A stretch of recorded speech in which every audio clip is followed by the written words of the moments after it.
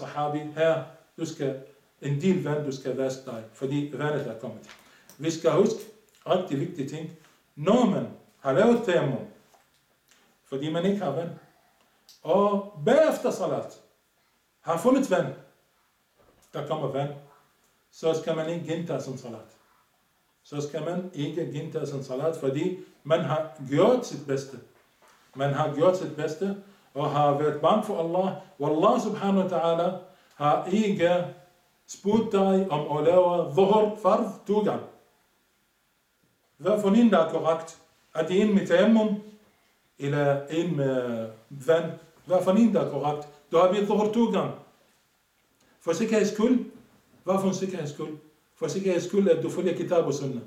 Og der står i sahih, der står i Musnad Imam Ahmad og andre hadithbøger, hadith sahih, at 2 sahaba har lavet tayammum og har lavet salat. Og bagefter, den hadith, al-Imam al-Dhahabi har sagt, at den er sahih. 2 sahaba har lavet tayammum, og så har de lavet salat. Efter salat har de fundet vand.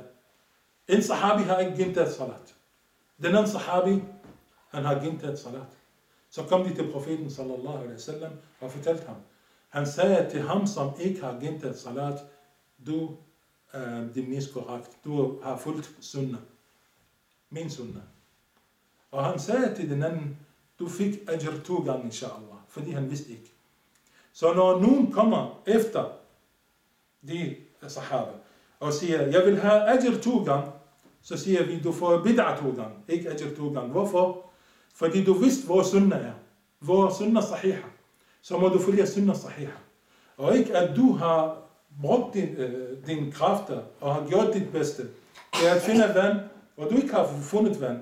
Så har du lavet tayammum, og efter at du har sagt salamu alaikum wa rahmatullah fra salat, så har du fundet vand.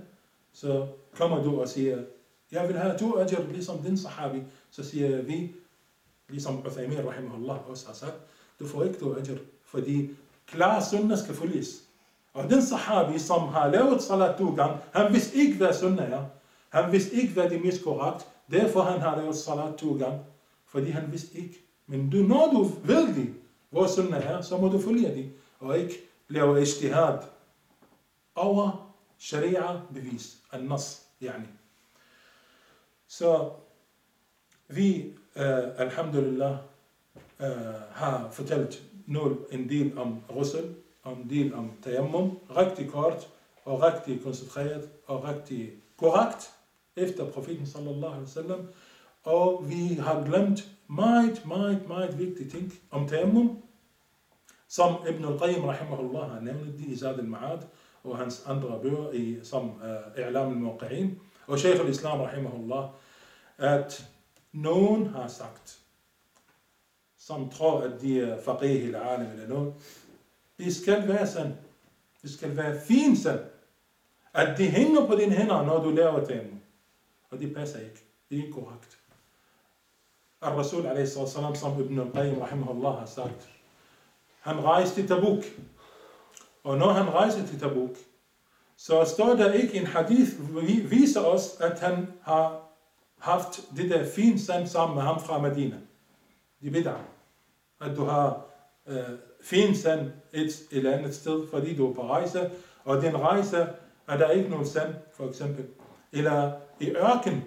I ørken, de sand i ørken, når du går sådan, så hænger de ikke på dine hænder. Ligesom de er så tungt sand, ikke ligesom fint sand.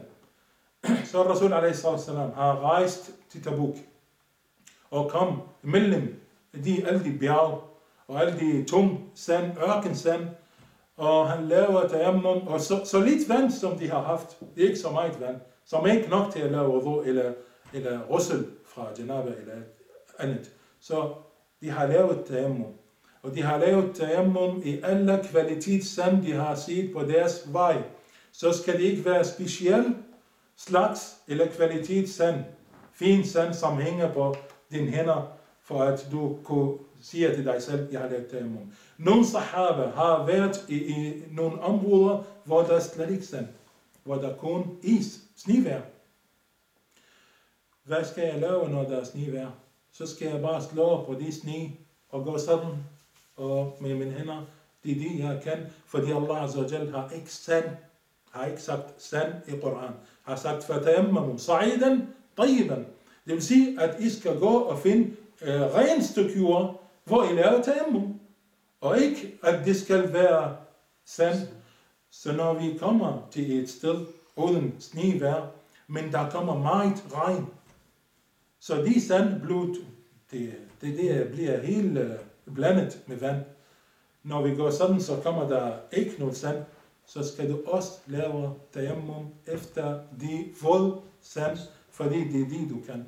Lad Allah Azza wa Jal har sagt, du skal komme til ren stykke jord, og ikke har sagt, det skal være tørt, det skal hænge på dine hænder, det skal det og det og det, som nogen har sagt, alle de der betjenester, som Allah Azza wa Jal har ikke åbenbart til profeten alaihi sallam.